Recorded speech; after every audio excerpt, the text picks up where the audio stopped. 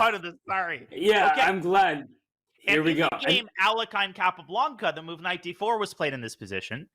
But this is the essential root of what I'm getting at. Thank you for playing along with me there. But it is important. If you look at the smaller board inset on the right, you see with all these minor pieces on the board, black doesn't gain access to this square. But because white has committed to this pawn structure with c4 and e4, yes, that does stop black from pushing the pawn to d5 and gaining space. But in the long run, if you trade off the wrong set of pieces from the white side, that a black knight can sink its teeth into the d4 square and no white pieces can kick it out. In fact, in that position that we jokingly went to, black had a nearly winning advantage despite the fact that material was completely even at the end. So watch out. Whenever you push your pawns, they don't move back. It means you can't control certain squares. And that is why Nodirbek has a bishop on e3, a knight on f3. He's making sure that he keeps control of this d4 square. Indeed. And if white wants to eradicate this weakness, then white should try to push d4 himself. And that is why Wenjun is probably thinking about ways to increase her control over the d4 square. You would really love to make this move knight d7 to c5, but unfortunately it doesn't work concretely because white's actually going to take both the knights on c5 and on c6, leading to tripled pawns. We've had some really unusual pawn structures thus far this round, and to make matters worse, the e5 pawn falls at the end of the round. So I think the most sort of straightforward, the stock move, if you will, is bishop to f6, just trying to discourage white from pushing d4. And as a King's Indian player, I just want to make one other point, which is that d4 doesn't necessarily solve all of white's problems. It might fix the weakness of the d4 square, but it's going to open up a new problem in the form of a weakness on e4. So for example, just to make a couple more moves, and then I promise I won't make our producer keep pulling up that analysis board, but it's just such a rich position strategically. After bishop f6, if white pushes d4,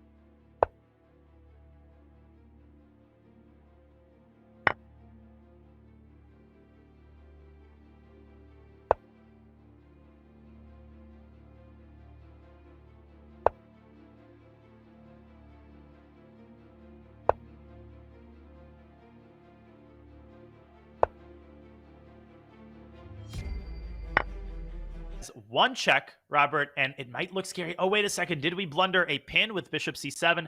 Absolutely not. You could take the rook with check. You could also go bishop c6, and checkmate is imminent. This game will go on another move or two. What a win by Nodirbek.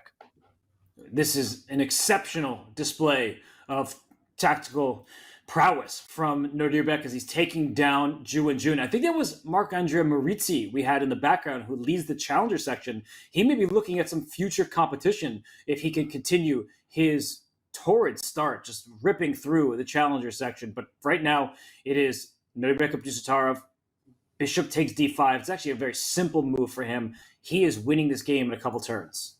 Yeah, and there's so many nice lines, like bishop takes d5. If the queen drops back to e7, you could give this nice little check on c6 with the queen, and there's pins everywhere by White's two bishops. You are not just, again, you're not just going for an extra pawn in some endgame. You are just knocking this game out right away. There it is. Bishop takes d5. So methodical, so composed, and so precise is Nodirbek Abdusattorov. Resignation is coming either on this move or on the next. It's over. Trifecta. The hat trick by Nodirbek. And he is going to be rooting for Alireza Firouzja to stop Gukesh because he entered the round, did Nodirbek, with a tie of first along with Gukesh. So he does not want to see Gukesh keeping pace with him. But for Wenjun, yeah, unfortunately for her, this game, there's not much left to be said. Her king has been hunted, and it is not escaping. A win for Abdusattorov catapults him to 7.5 out of 11. Amazing result. Absolutely incredible. I mean, this game should be studied by anyone who wants to develop a finer appreciation of modern attacking skills and what they require. And they don't just require the ability to spot, as I said, the flashy sacrifices. There were plenty of those all across this round, but also the right time to play a quiet move like h3. Nodirbek, so well-rounded. He's incredible. This one is going to end, but we have developments on some of the other boards. Vidit, by the way, he found the sequence that you had outlined, so he has a stable advantage now against Parham Maksudlu, and Gukesh is still on the spot. I can't think. Oh, there's the result is in. Wenjun has lost her game to Nodirbek Abdusattorov. So Abdusattorov, he breathes out, but he is taking everybody down that's in his path. He has won 3 straight games after a loss to Yanapamshi, 7.5 out of 11. I think I see a smile on his face. He's usually very stoked.